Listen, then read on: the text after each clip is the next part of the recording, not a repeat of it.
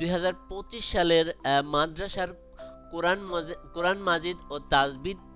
পরীক্ষার্থীরা, তোমরা যারা আজকে কোরআন মাজিদ ও তাজবিদ পরীক্ষা দিয়েছো, তোমরা সেই প্রশ্নের আজকে উত্তরের সমাধান দেওয়ার চেষ্টা করব। তো এখানে সবগুলো প্রশ্নের উত্তর আমি ঠিকভাবে দাগিয়েছি, দুই একটা প্রশ্ন এদিক সেদিক হতে পারে, সেটা তোমরা ক্ষমা সুন্দর দৃষ্টিতে দেখবে।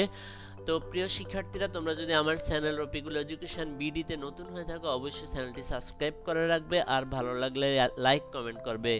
তাহলে চলো শুরু করা যাক। তো 1 নম্বরে তোমরা দাগাবা খ, 2 নম্বরে তোমরা দাগাবা গ, 3 নম্বরে সঠিক উত্তর হবে খ, 4 নম্বরে সঠিক উত্তর হবে গ, 5 নম্বরে সঠিক উত্তর হবে ঘ, 6 নম্বরে সঠিক উত্তর হবে খ, তারপরে 7 নম্বরে সঠিক উত্তর হবে ক, 8 নম্বরে সঠিক উত্তর হলো খ, 9 নম্বরে সঠিক উত্তর হলো গ, 10 নম্বরে সঠিক উত্তর হলো ঘ, 11 নম্বরে সঠিক উত্তর তোমরা দিবে খ, 12 নম্বরে সঠিক উত্তর হলো গ, 13 নম্বরে সঠিক উত্তর হলো খ, তারপরে 14 নম্বরে সঠিক উত্তর হলো ক, 15 নম্বরে সঠিক উত্তর হলো ঘ, 16 নম্বরে সঠিক উত্তর হলো ক, 17 নম্বরে সঠিক উত্তর হলো খ, 18 নম্বরে সঠিক উত্তর হলো ঘ,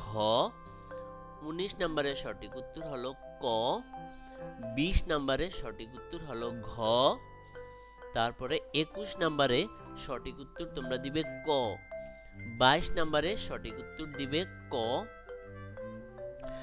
23 নম্বরে তোমরা সঠিক উত্তরটা আমি পাচ্ছি না খুঁজে, 24 নম্বরে তোমরা সঠিক উত্তর দিবে খ, 25 নম্বরে তোমরা সঠিক উত্তর দিবে খ, 26 নম্বরে তোমরা সঠিক উত্তর দিবে ঘ, 27 নম্বরে তোমরা সঠিক উত্তর দিবে গ, 28 নম্বরে তোমরা সঠিক উত্তর দিবে গ ছোট গ, 29 নম্বরে তোমরা সঠিক উত্তর দিবে ছোট গ, 30 নম্বরে তোমরা সঠিক উত্তর দিবে বড় ঘ। তো প্রিয় শিক্ষার্থীরা, এই ছিল তোমাদের কোরআন মাজিদ ও তাজবিদের আজকের প্রশ্নের সঠিক সমাধান।